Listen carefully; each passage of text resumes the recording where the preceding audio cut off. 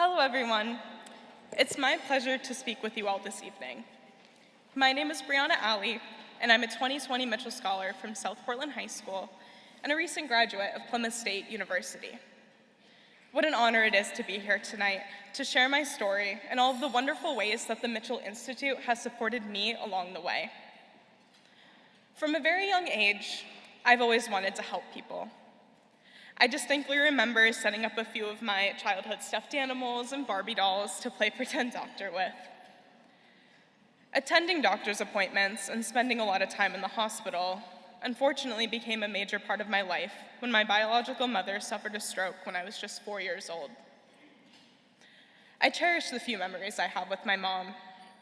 Activities are limited when you're wheelchair bound, but I love playing cards with my mom, helping her cook meals, and playing with my two younger siblings.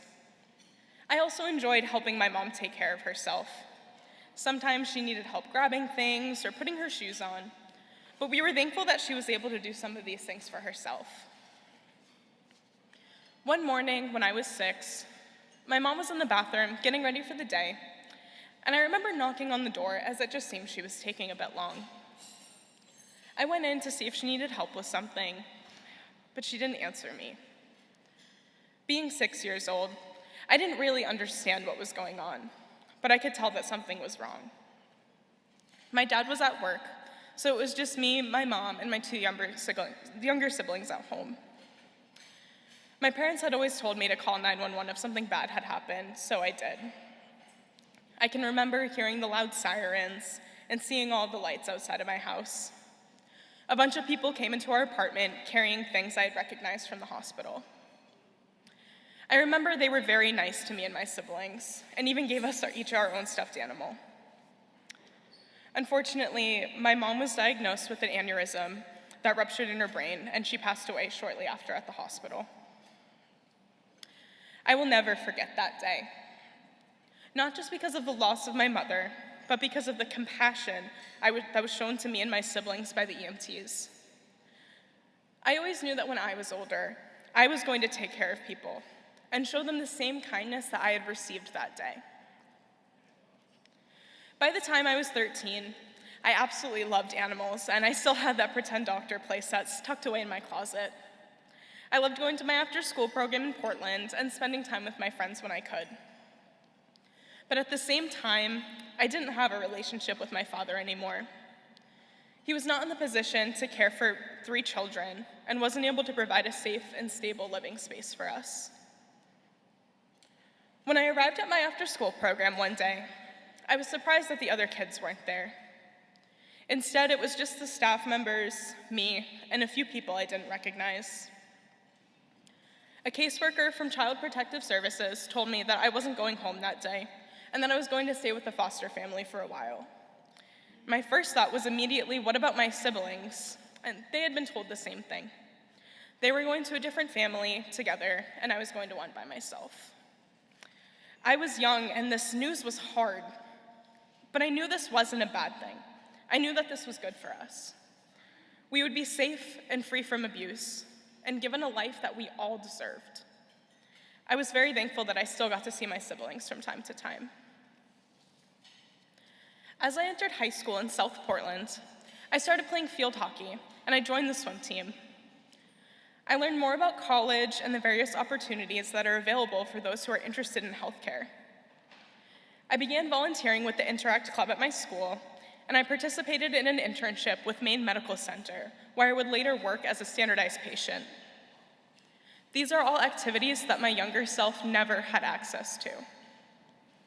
I started my first job, I went to driver's education, and I got my license. The end of junior year of high school came fast. I worked hard to get good grades, and I applied to several colleges. What I didn't realize was just how expensive college was going to be. When my foster parents talked with me about all of this and the cost of college, I felt defeated. Kids in foster care are not statistically meant to be successful, and I'm a first-generation college student as well. Thank you.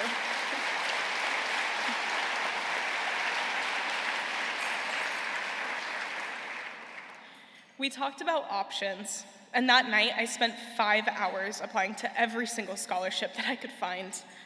That night was a blur, frantically filling out all of their questions on applications.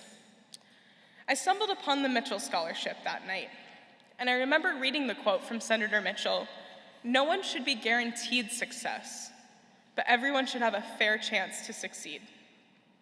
I went ahead and I filled out the Mitchell Scholarship application. Weeks later, I received emails from various scholarship organizations, including the Mitchell Institute, saying that I'd been awarded money for pursuing further education. At this point, for the first time, I felt like college was going to be attainable. I committed to Plymouth State University to major in allied health sciences and become the professional I had dreamed of becoming. The Mitchell Institute has been with me every step of the way throughout my college journey. When discussing my career goals during a check-in meeting with Mitchell Institute staff, they informed me about the Fellowship Award, which supports scholars in educational endeavors like studying abroad, internships, or textbook and exam fees. I applied for a fellowship award in 2021 to help pay for a training program to become an emergency medical technician, an opportunity that would allow me to get hands-on patient care experience and provide the same support to families that I received as a young girl.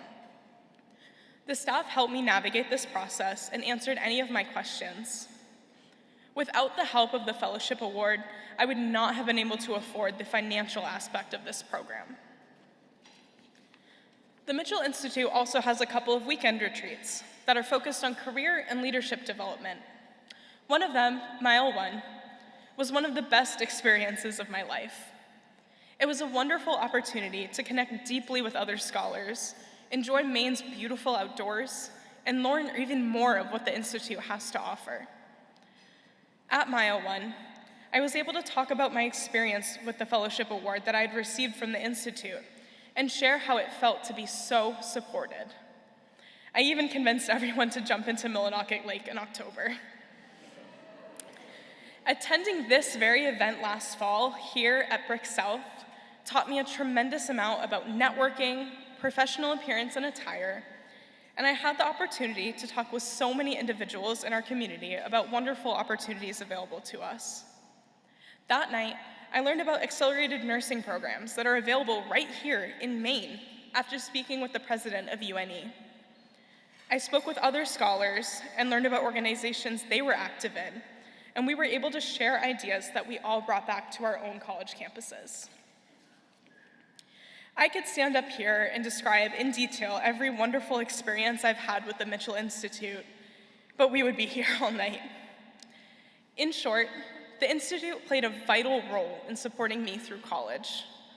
I'm someone who tends to overbook my schedule, but Andrea Mitchell would routinely check in to see how I was doing and be of any assistance she could. The staff remembered all of the various clubs and organizations I was active in, like the Pre-Medical Society or the Student Government Association. They were there when I needed someone to talk to, general life advice, or even assistance in planning events on my campus.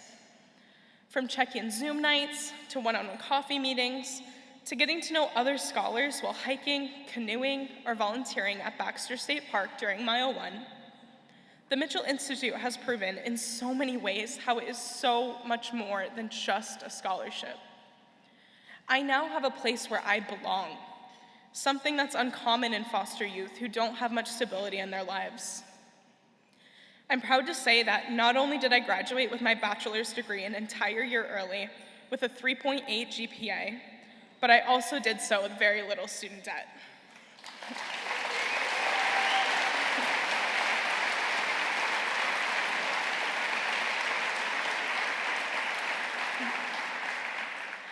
Now, of course, I'm 6 months out of school.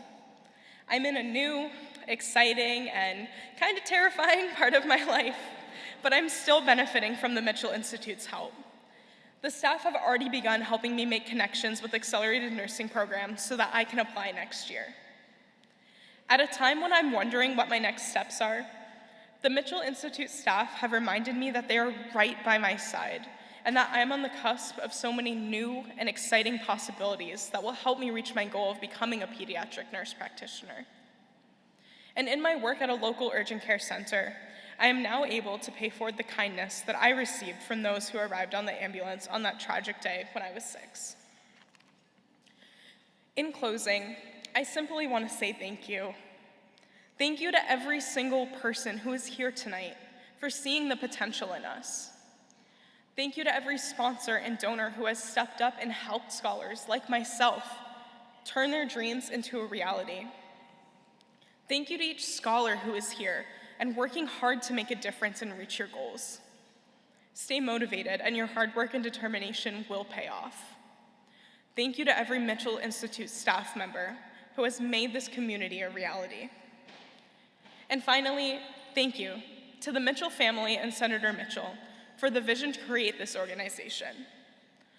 I am a first-generation college graduate who has experienced poverty, child abuse, and extreme loss. You saw me, you listened to me, and you helped me realize my potential. Thank you for giving me a fair chance to succeed. Thank you.